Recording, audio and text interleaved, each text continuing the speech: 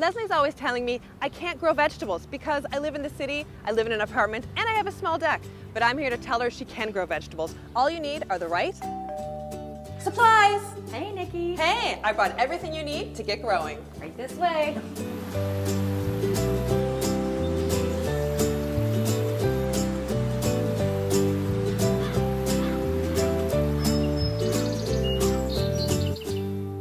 So what is all this, Nikki? This is everything you need to grow great basil. Okay.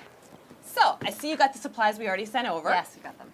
Well, we've got a planter here. It already has drainage holes in the bottom, which is super important when growing in containers, because if you don't have great drainage, you're not going to grow great plants. Okay. And we've got the potting mix here. We're going to plant in as well, the Pro Mix potting mix. So I brought some tools from Lee Valley. Okay, great. I've got a trowel for planting up the basil. Good. I've got a watering can, so you can water it whenever it's dry. 2-year-old will love that. Excellent. And I've got some fertilizer as well. You'll have to fertilize regularly to encourage fresh growth. Okay. And I got you some basil. Now you can start it yourself indoors from seed, but it takes a long time. So to give you a jump start in the basil harvest, I brought some transplants. Awesome. Smell that. Oh, it smells so good. Isn't that great? Yes, I'm so excited. All right, let's get started. First, we need some high quality potting soil. So let's add some right to the container. And we're gonna add my secret ingredient, which is cow manure. Oh. Composted cow manure, organic matter is the secret to growing right in your anything hands. great. Right in my hands. So this is nice. This is great stuff, and it'll help the soil hold more water, and it gives nutrients to the basil as it grows. So we're gonna add about 1/3 of composted cow manure to 2/3 potting soil. Mix it all around. We're gonna fill this up. I think that is probably enough. All right, this is the Okay. fun part. So I will pop this out of the pot. Okay. And as you can see, there's quite a root system there. Oh, yeah. So don't be afraid to break it apart. Oh. You know, this will help the plant put out new roots and take really well to the soil. So maybe Okay. you want to plant this one. So you can Sure. just make a hole with your hand or the trowel, yeah, and then just plop it down. Yeah, It's going in sideways. perfect. That's perfect.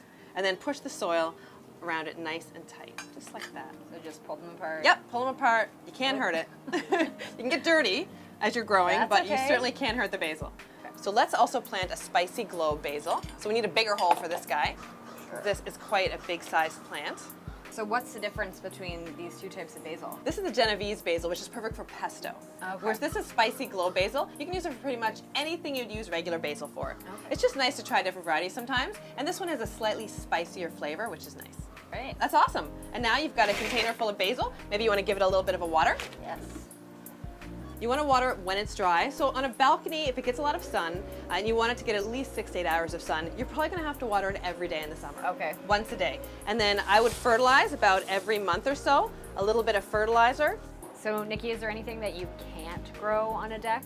So we're lucky because you have a sunny balcony. You have at least 6 to 8 hours of full sunshine, which means you can grow almost any type of vegetable. Tomatoes, basil, lots of different herbs and vegetables grow great in full sun. Okay. But if you have less than ideal sun and you're dealing more with shade, you want to stick to vegetables like lettuce and spinach. Think green and grow all your salad greens in partial shade. Okay. One more question for you. Yeah, Can I tell people I grew this myself? absolutely. Your secret is safe with me.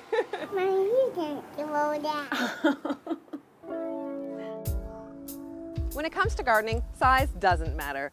The key is to find a plan for the space that you have and make it work. Let's review. 1, grow what you love. If you're going to put this time and effort into growing food, you might as well grow something that you love to eat. 2, let there be light. Determine whether your space has more sun or more shade and pick your vegetables accordingly.